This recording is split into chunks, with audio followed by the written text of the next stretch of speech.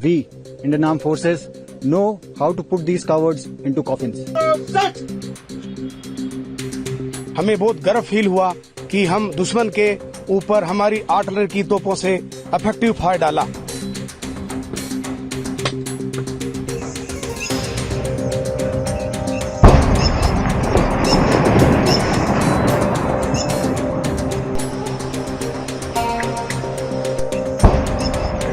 Pahalgam attack which happened was very cowardice attack on our innocent civilians, and we, Indian Armed Forces, know how to put these cowards into coffins. And this is what Operation Sindoor was all about.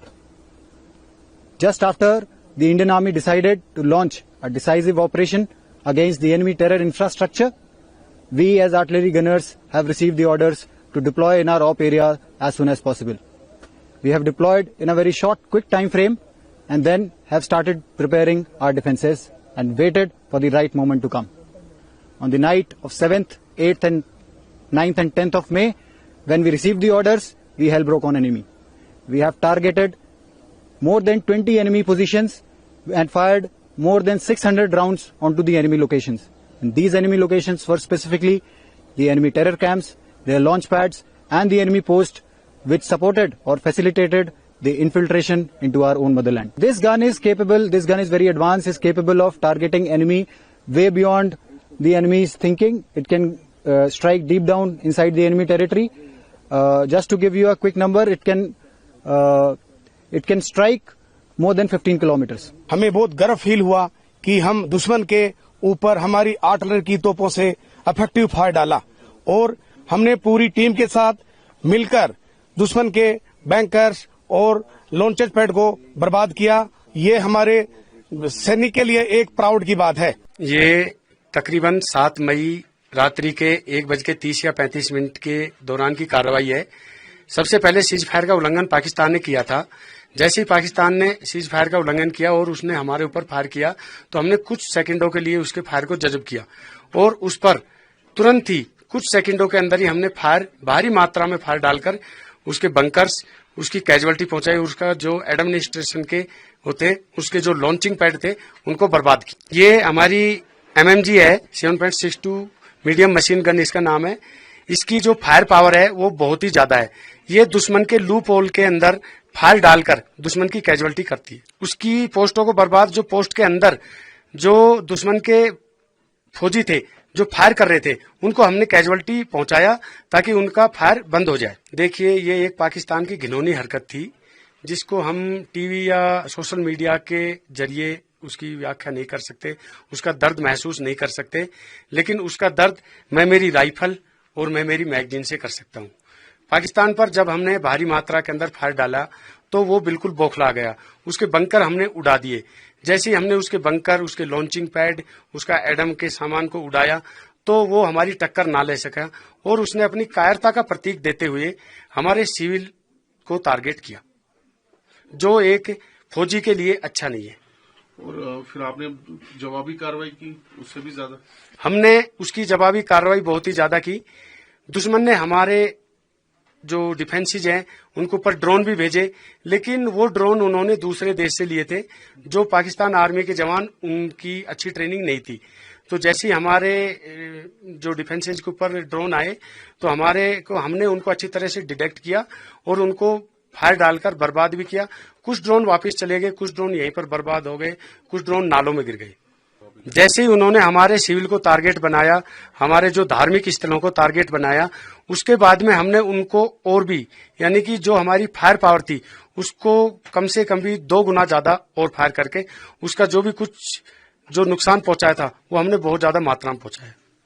और launching pad भी उनके बर्बाद हुए। उनके launching pad, जो हमारे defences के सामने जो लॉन्चिंग पैड, उनके जो एडम की जगह, उनके जो पोस्टेज और उनके जो आने जाने के रास्ते ब्रिजेज, वो हमने उनको बर्बाद कर दिया। अभी हमारे जवानों का मोरल बहुत ही ज्यादा हाई है और अगर दुश्मन ऐसी कोई कार्रवाई करता है तो पिछली बार हमने 100% दिया, अब की बार हम उसको 200% देंगे। देखेंगे पुंछ में पाकिस्तान आर्मी ने क्या करा। न केवल उसने सिर्फ फौजी टारगेट को टारगेट करा, बट उसने सिविलियन जो हमारे निर्दोष नागरिक थे वहां पे भी उसने बहुत ज्यादा गोलाबारी करी। ये न केवल एक आर्मी का प्रोफेशनलिज्म स्टैंडर्ड है वो दर्शाता है कि ये कितने गिर सकते हैं, ये कितने निर्दयी हो सकते हैं, ये कितने शर्मनाक हो सकते हैं कि इस टाइप की हरकत कर सकते हैं। हालांकि इसके जवाब में इंडियन आर्मी ने, यानी कि हमने जब अपना फायर खोला, सारे के सारे पाकिस्तानी मिलिट्री टारगेट थे, वो हम आपको वीडियो में भी दिखा चुके हैं कि जितने भी मिलिट्री टारगेट थे वो एंगेज करे गए एंड उस कठोरता से एंगेज करे गए जो पाकिस्तान डिजर्व करता था।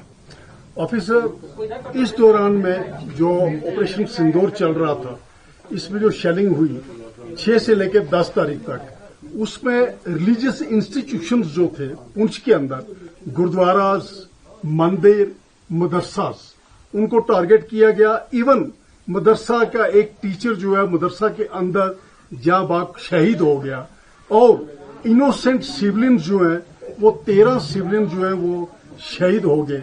उन लोगों को इसने शहीद किया और ये फर्स्ट टाइम इसने ऐसा किया कि उनके अंदर रिलीजियस इंस्टीट्यूशंस और इनोसेंट किलिंग जो है आर्टी शेलिंग के साथ की। तो इसको आप किस नजर से देख रहे हैं कि पाकिस्तान की कैसी ये बुकलाट है? देखिए, पाकिस्तान आर्मी का इंडियन आर्मी के साथ कोई मुकाबला तो है नहीं और वो ये बात अच्छी तरह से जानता है। अब क्योंकि मुकाबला है नहीं तो अब खिसियानी बिल्ली खम्मा नोचे, वो वाली बात है। तो आप जब फौज का कुछ बिगाड़ नहीं सकते तो निर्देश नागरिकों पर डालना शुरू करो ताकि नागरिक हमारे हताश हो और फिर आर्मी के ऊपर प्रेशर बने और फिर प्रेशर रिलीव हो। तो उनको मालूम था कि उनके आर्मी का हमारे आर्मी के साथ कोई मुकाबला नहीं है। इसलिए मेरे को लगता है कि जो हमने उस टाइम पे देखा कि सिर्फ 20 मिनट के अंदर ये रिस्पांस आया और डायरेक्ट सिविलियन के ऊपर टारगेट करना इन लोगों ने शुरू करा। फौज की फॉरवर्ड पोस्ट, सिविलियन में जैसा कि आपने बिल्कुल सही बताया कि 13 लोग हुए। हमारा जो रिलीजियस, मैंने आपको गुरुद्वारा दिखाया था यहाँ से, जहाँ गुरुद्वारे के बगल में आकर के गिरे हैं। तो ये दर्शाता है कि उसने पहले ही अपने मन में तय कर लिया था कि उसको एक ऐसा एक्ट करना था, यानी कि उसको एक ऐसी कार्रवाई करनी थी जो कि बिल्कुल ही गिरी हुई एक्टिविटी थी, जो कि बिल्कुल ही उसका गिरा हुआ स्तर दर्शाता है पाकिस्तान आर्मी का कि वो किस हद तक गिर सकता है कि वो हमसे टक्कर ले नहीं पा रहा और जवाब में वो ये वाला हमला करके दे रहा है। टेक्नोलॉजी एक ऐसी चीज है जो कि आजकल इसका अगर इस्तेमाल कोई भी फौज, किसी भी देश की फौज अगर ढंग से नहीं करेगी तो देन यस, उस फौज में कुछ ना कुछ कमियां होंगी। तो हमारी फौज, हिंदुस्तानी फौज ने टेक्नोलॉजी का पूरा इस्तेमाल करते हुए, आप देख सकते हैं आपके चारों तरफ जो ये कैमरास लगे हुए हैं, इनसे पूरा इफेक्टिव सर्वेलेंस किया, दुश्मन की पोस्टों पर नजर रखी। दुश्मन की कोई भी गतिविधि होती है, कोई आता है जाता है, तो हमें पता पड़ जाता है कि भाई वहां पर कितनी स्ट्रेंथ बढ़ी है या घटी है। तो उस चीज को देखते हुए जब 6 की रात को सीज फायर वायलेशन हुआ तो इस कमांड बंकर की मदद से और इस सर्वेलेंस सेंटर की मदद से, जिसमें हाई टेक टेक्नोलॉजी के कैमरे लगे हुए हैं, हमने पूरा एक्यूरेटली ये पता था कि हमें कहाँ फायर डालना है, कैसे फायर डालना है। और उसी का नतीजा है कि हम दुश्मन की काफी पोस्टों को नुकसान पहुंचा पाए और दुश्मन की हैवी कैजुअलिटी कर पाए।